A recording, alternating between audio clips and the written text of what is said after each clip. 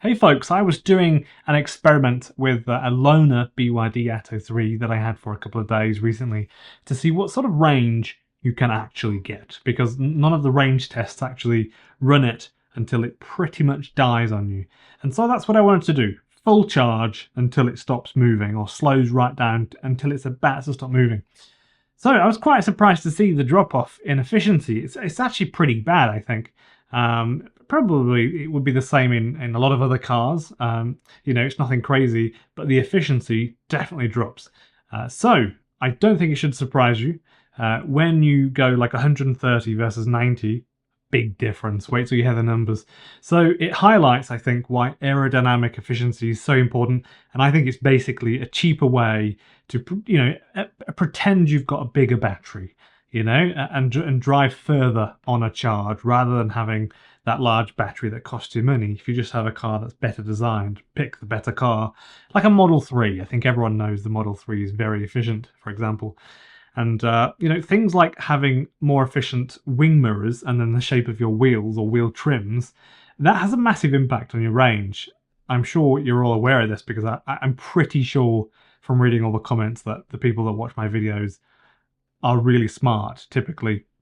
So when you put these little things together, a few percent here for the wheel trims or alloy wheels, and a few percent for I think it's the wing mirrors. Don't the wing mirrors add 5%? I think that's incredible. When you put all those things together and having a slightly better, design at the front, the wing mirrors, the wheels, basically that's 10-15% extra, which is awesome. And that definitely does make a difference when you're sort of looking at when you've got a car that can just about do 200 miles in the UK range on a charge, and you're thinking, if it was 180, I couldn't really justify buying the car. There are some people that do that. I think my brother, is one of those people. I think if it was just comfortably 220 for his Volvo, 230 at all times, rather than maybe 200, I think he'd be a lot more happier with that. And I can see, because when you do big trips constantly, that definitely makes a difference. So before I get into my findings from my test, 90 kilometers per hour test versus 130 kilometers per hour test, 60 kilowatt hour battery.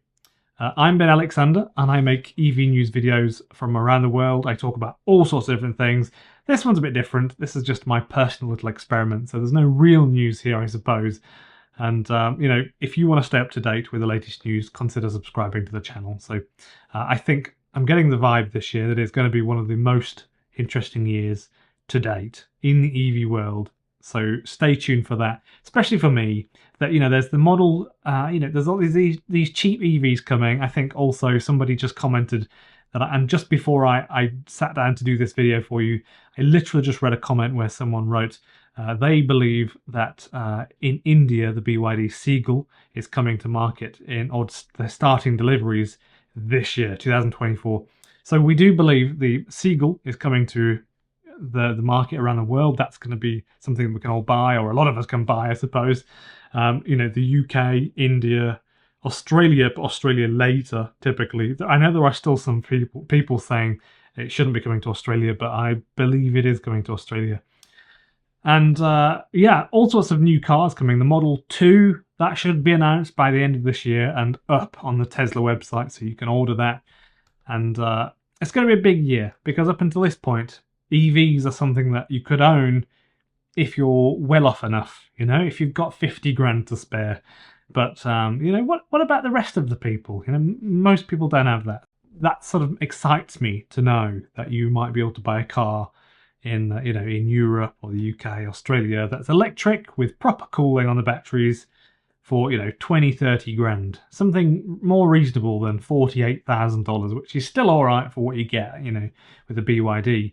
But they're just two different price brackets, aren't they? 30 grand, 20 grand, 45, $50,000. Big difference, huge difference. So that's enough of the ranting. Driving at 90 kilometers per hour, 100% charge, driving down to where the car starts to throttle its power.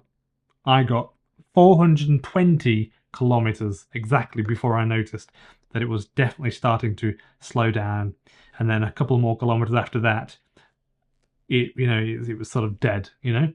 So with the AC running the whole time, and that was making the cabin 21 degrees Celsius on both of these tests, and then the outside temperature was 24 degrees, and it was dry, almost no wind at all, and it was entirely flat. So just to give you an idea, so that's what you can get, and in when things are just really lovely for it. And that's 90 kilometers per hour. I often do say, if you drive 90 kilometers per hour and the weather's all right and everything, typically 90 or 100 kilometers per hour, you'll get the WLTP in most cars. I think you will. But then, of course, if you're in Europe or the UK and it's a bit cold, the batteries struggle. If you need to use the heating a lot, you'll probably not get the WLTP. So they're variables. So I had to also travel a very, very, very long way to get to a place where I could actually do the 130 kilometer per hour test. And I then charged up the car, waited 3 hours, so the battery should be pretty much ambient, and then started the test where I did the exact same thing again, but at 130 kilometers per hour. And pause and just write in the comments what you think I got. Right now. I got 220 kilometers until the exact same thing. So from full, and I'd done 220 kilometers, and then it was sort of slowing down the throttle. And I really don't think anyone should ever do this test. It was a rough day mentally, I think, because it was a very stressful day for all sorts of reasons. As you can imagine, running almost to dead in any car is not a good idea, and it's just kind of a waste of time. But I did want to know the difference, and so I could find out what the impact is in the same car going 90 and 130, and then I can make a chart from it. I haven't done that chart, but I will post it to the community section soon. So it's definitely shown me that, of course, if you need to eke out the extra range, or just be more reasonably efficient, you need to go 100 kilometers or less, basically. And that's the best thing you can do if you're nervous about range. I know people that drive Teslas and they just do cruise control every day, 200 kilometers one way, 200 back, get home, charge it. For those people, it doesn't matter. I know for a fact the person I'm talking about does it in 110, 115, 117, something like that. Just as fast as they can go. That's a Tesla, but not all cars can do that sort of range and are as efficient as a Model 3, I think. So I think if you're going to do a long trip, then you should definitely try to avoid going fast, because it's just a waste of your range, and you've already got it against you if you have a car that can do about 400 kilometers. It's obviously not 700 or 800 in some cheap, efficient petrol cars. So it is a bit of a thing, obviously. So by and large, it was just a test for the fun of it, wasn't it? And it does highlight what speed does to your range pretty clearly. And I've since found as well, ironically, that someone has done the same test on the internet, so I didn't even need to do it at all in the first place. But it was a really fantastic day or so doing it. But I should say the test that I saw online afterwards, someone doing it, you don't see it go right the way down. They just did maths based on like 70% of the battery used and then a prediction for the rest.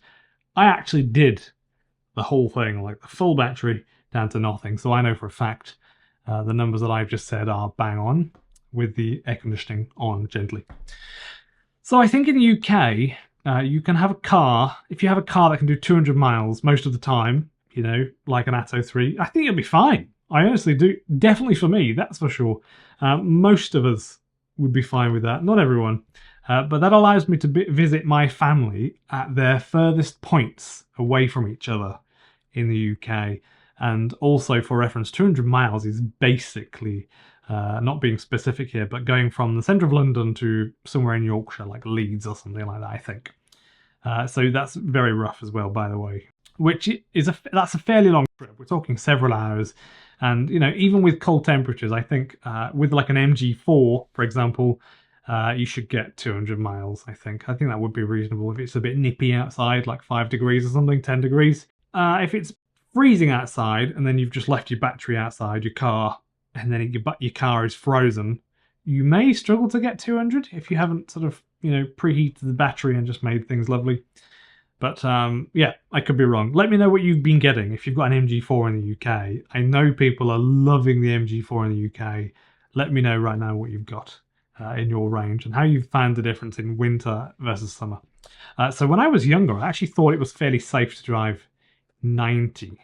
Roughly, I'm converting here the measurements, 90 kilometers per hour on the motorway. But as I get older, I'm a little bit unsure whether that's fine or not. In different countries, I think Australia, that's a no-go. Don't do that. I think you'd get in bother, especially when trucks don't stop at 100 kilometers per hour. Trucks very often go past me at 110 when I've been in Australia. Norway, I think you'd be fine because that's your speed limit most of the time, isn't it, in Norway? Apart from when you go toward Oslo, there are bits where it's like 100, I think. The UK, I think, maybe. I think you might be fine. I've done that a lot in the UK just because it's more comfortable and quiet. And I know you can trail trucks legally in the UK. That's kind of fine to do that. Not like really up close, but you could just you can just tag a truck. That's really nice because trucks in the UK basically don't go more than 100. And I'm sure some people have seen them do a little bit more, but generally 100. So that's quite good, I think. And if you're desperate to get the range, I think that's a good thing. So some of you know that I'm back off to Europe soon, next month. So I'll be visiting Amsterdam and Scandinavia, and I haven't been back for 3 years, so I'm really excited. Also, I think I'm going to be reviewing an e-bike from a Dutch company called Lekker, and I love their bikes. I've seen them for years, and I was considering buying one of them last year, and then they randomly emailed me probably a month ago, and they literally just said, "Would you like to review one of our bikes?" So yeah, I'm very keen.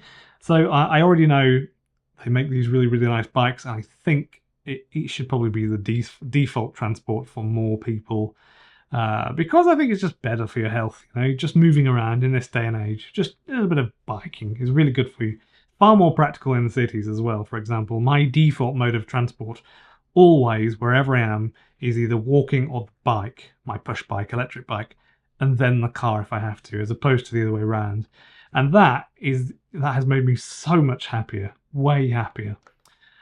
So let me know what you think about squeezing out the extra range by going slower, because I think I might have mentioned this before, where some people said, "Yep, yeah, I agree, that's a really clever thing to do." And I do think it's a no-brainer if you're talking about going from 110 kilometers per hour to 100, because it's going to help you with that range that you need on a long trip. When you do the math, I did once do the math, I can't remember what it was, but during a trip like from Victoria to Brisbane, I think it's like 15 hours. No, 14 hours if you go 110, but it's 15 hours or almost an extra 40 minutes or something, 50 minutes if you go 100. Apart from you might be able to save yourself stopping for a charge if you go that bit more efficient. So definitely worth doing. And 30, 40, 50 minutes is nothing. So yeah, definitely a good thing to think about. So thank you for watching. Let me know your thoughts in the comments below. And yeah, use the comment section as much as you like. That's your space to just rant. And if you disagree, that's okay. And if you agree, that's also okay. But please consider subscribing and click the like button for me, because that helps my videos spread a bit more on YouTube. So that's lovely.